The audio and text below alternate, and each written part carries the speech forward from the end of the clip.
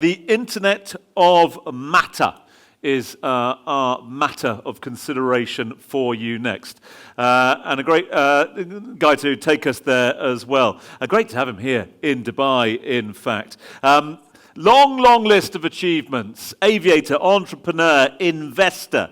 One of the people that is considered, well, one of the world's foremost experts, leaders, innovators, if you like, on the future of mobility, particularly advanced air mobility. Don't know a huge amount about that yet? Worry not, he's here to put you right. He's co-founder and the managing partner of UP Partners. Who are they? Venture capital firm investing in a variety of technologies that move people and goods, but they do it in a cleaner, faster, safer, and lower cost way. And they do it across a variety of course, land masses, water masses, and otherwise.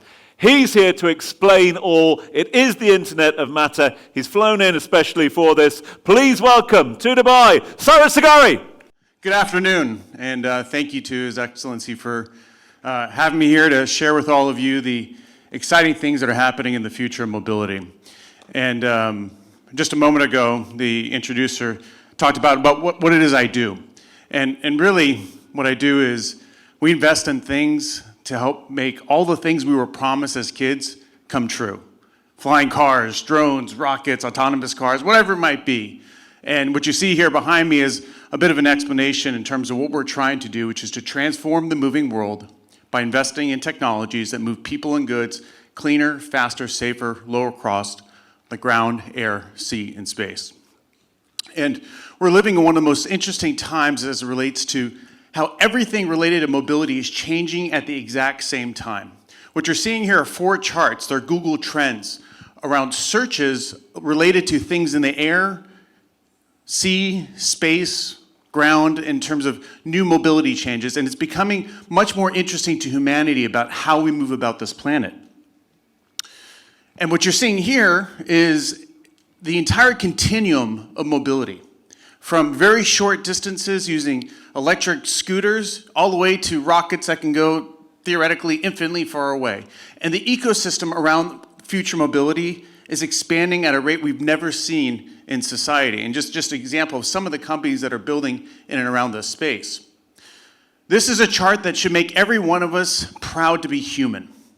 What you're looking at is the time history and decline of the cost of moving things. From ships in the early 1800s to the first airplanes, commercial airlines in the 1930s and 40s, to rockets, to rail.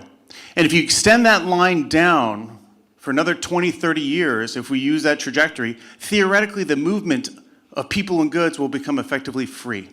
And we're seeing the costs continue to decline with electrification, hydrogenization, all sorts of things that we'll be talking about even further as we go about. So, why is mobility becoming so important, so interesting to so many around the world? Well, you can't go one presentation without talking about sustainability here at the World Government Summit. It turns out mobility is the #1 contributor to CO2 emissions around the world, and it's growing faster.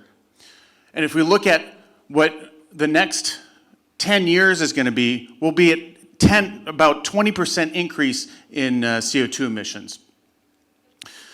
So there's this idea of net zero by 2050. I will tell you right now, the trajectory we're on, that's fantasy. That's not going to happen. Between now and 2030 will be an 11% increase. We have to be at a 22% decrease by 2030 for that to be a reality. We'll be at a 33% deficit on our current trajectory. So major changes need to happen, and I think gatherings like this can really help galvanize the way we think and invest in these future technologies. Now, if you look at investing in this space, mobility has become the single largest area of investment in all things related to sustainability. It's more than new power generation, more than food, health, whatever it might be. Mobility specifically saw a 30x increase in investment since over the last 10 years. Close to $300 billion is being invested into creating all the things we were promised as kids, and it's happening at a very rapid pace.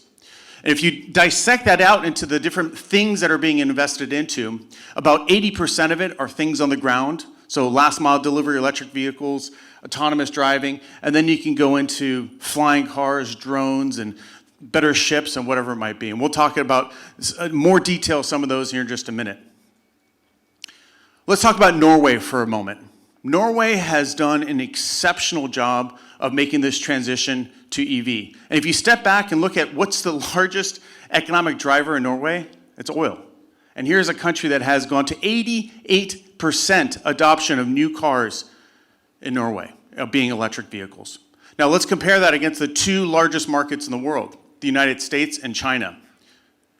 They're lagging quite a bit behind Norway. Now granted, Norway is a smaller country compared to these two, but we're at about 11% in the United States and close to 20% in China. So we are all talking about EVs and the excitement around that. I've owned 3 Teslas. I love having an electric car, but I will tell you, there are some major roadblocks coming for there to be mass adoption around the electrification of things on the ground. The first thing we'll talk about is around a material shortage. Over the next 10 years, there's expected to be a 10x increase in demand for lithium-ion batteries. That's a doubling of what we did this year, every year between now and 2030. There are some pretty significant constraints of us being able to do that. Now, if you break down a lithium-ion battery, there's 3 major constituents in the materials: lithium, cobalt, and nickel. If you look at the last 3 years, the chart on the left-hand side, we have an 800% increase in the lithium price index. 800%. Now look at the chart on the right. What you're seeing, the green line is the demand of lithium over the next 10 years, and the white line is the current projected supply. There's a massive deficit between what we want and what we have. And what's going to happen? Prices will go up, and it'll have some implication how quickly these sort of technologies can be proliferated throughout the world. But it's not just lithium. It's those other 2 constituents, cobalt and nickel. What you're seeing here is the supply-demand curve, and in about 3-ish years, or actually about 2 years, we're going to go into where we have more demand than we have supply. And it's not like you can just turn on a mine. It takes about 10 years to create a nickel mine or a cobalt mine or even a lithium mine. So we have this transition period as a society as we're going electric to have to be very mindful from policy, from investment, from technological deployment across all these new modalities of transportation. So let's look at what has happened with pricing with batteries. What you're looking at in that blue line is the history of battery prices over the last 10 years. And it has continued to come down until very recently. It's actually started to come up, even though batteries are becoming much more efficient with higher energy densities. So what we expect will likely happen, based off what I just showed you a moment ago, that there's a 10x increase in demand, that price is actually going to start to come up. And that's going to affect everything from your iPhones to your cars to whatever it might be. Now, let's talk about another really exciting topic, which is that around battery recycling. So I just presented a problem to you. We don't have enough batteries. Well, there's this new world of battery recycling. Currently, only 5% of batteries are recycled. And it's a huge opportunity. If you look at what the projections are long-term by 2030, we will be producing 74 million metric tons of battery waste a year. And here's what's incredible. In the creation of new battery recycling plants, you can reclaim 99% of the raw material. That means is effectively you can get a circular economy where once you use a battery, it gets depleted, it gets sent back in, they pull out the raw constituents, they send it to a factory, they do it again. This is a big, big deal. Imagine you can just use oil over and over again. That's effectively what we're able to do with batteries when we use battery recycling. Now let's talk about the grid. So electric cars are great if you can power them. But let's talk about what would happen specifically in the United States if we went to 100% EV in these specific states. California, if we go to 100% EV, will require close to 50% more energy to be on the grid. 50% is not an insignificant number when you're talking about distribution of power. Just last year, the governor of California signed a law that said by 2035, every car in California has to be EV. A week later, sent a text message to every citizen in California that said, hey, it's really hot, there's a lot of power being pulled on the grid, please don't charge your electric car.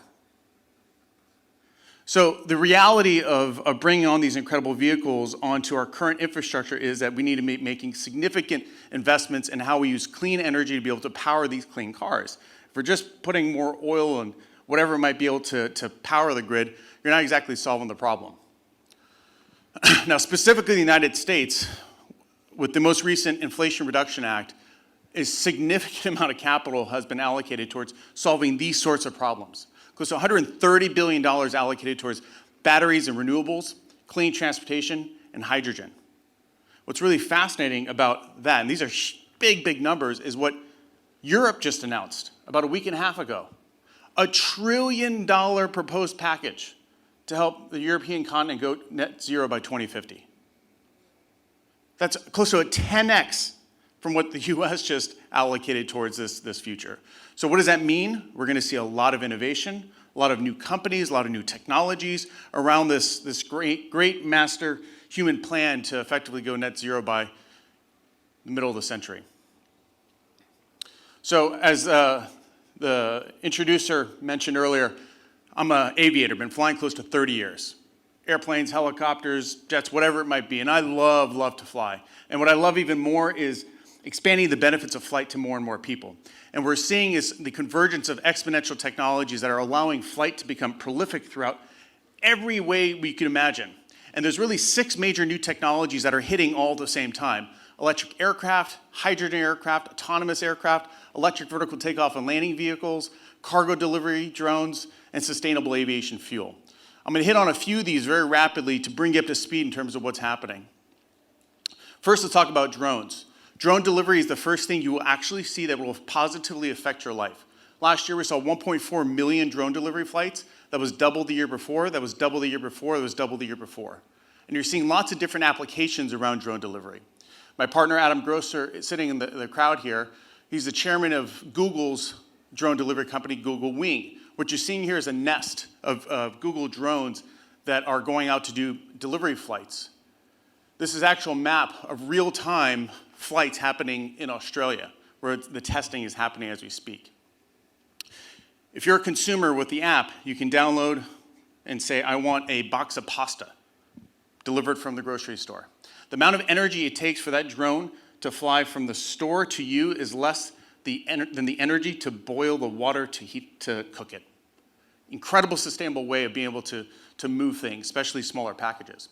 In Bentonville, Arkansas right now, there's a company called Zipline, where you can get on the app and say, I want a can of Hamburger Helper, which is the #1 requested item via Zipline drone delivery.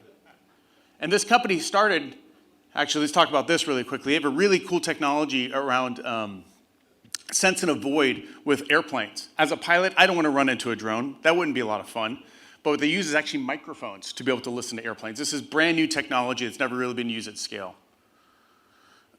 And this is how Zipline works. They actually started off in Africa delivering blood in Rwanda and Ghana. 50% of the blood delivered to folks in those parts of the world is delivered via Zipline today.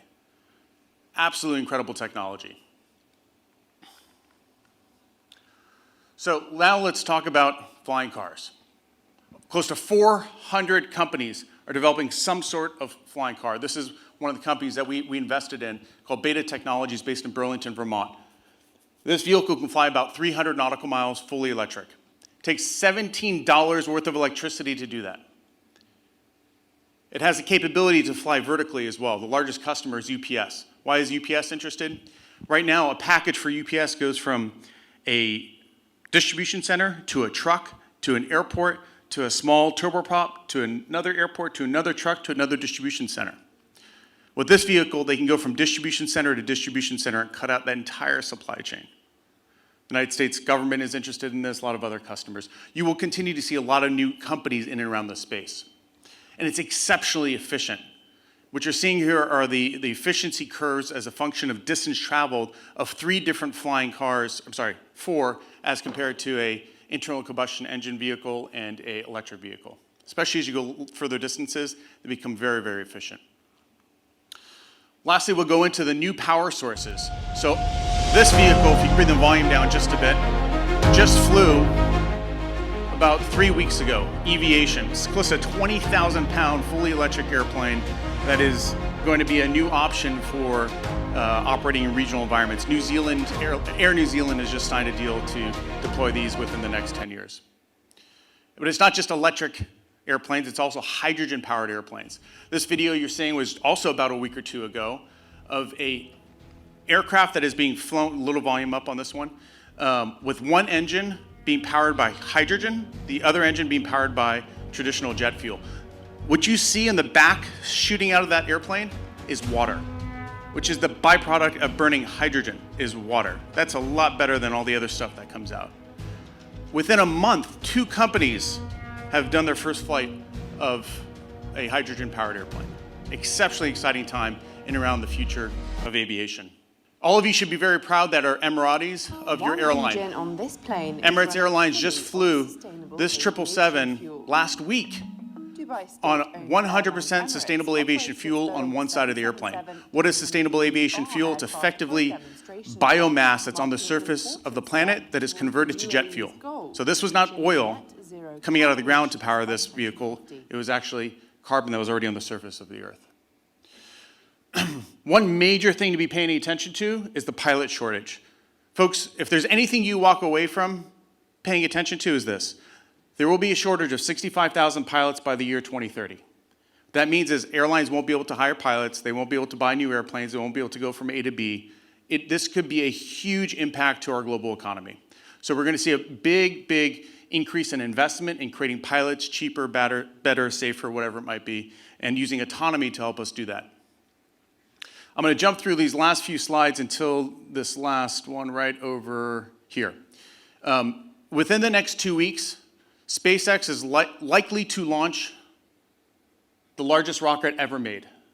This is an exceptionally big deal if you look at that chart and that little dot at the end. New Starship by SpaceX is effectively making getting a pound of payload to space effectively free. You should consider this as the railway to space. And what happens when you lay down a railway? A whole new economy gets created.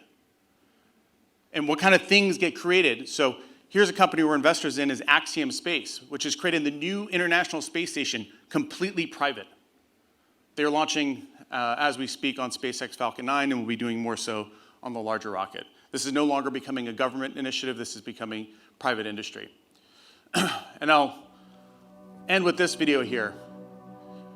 In the United States, NASA has authorized Project Artemis. Project Artemis is the plan to go back to the moon. And Starship is the vehicle that will be going back to the moon. And we will have a moon base. And this will be the pathway to learn how to put a Mars base. And there will be an entire moon economy around power generation, communication, construction, transportation on another rotating rock out in space. And if this doesn't get you fired up, I don't know what will. And what an incredible time to be alive, to see these things come back to life. It's been close to 60 years since we've been on the moon, but I think we're going to be there for the long term. And yeah, we're pretty fired up about all that. So thank you so much for your time. If you got any questions or want to get in touch, my email is on the screen. And thank you again. Bye-bye.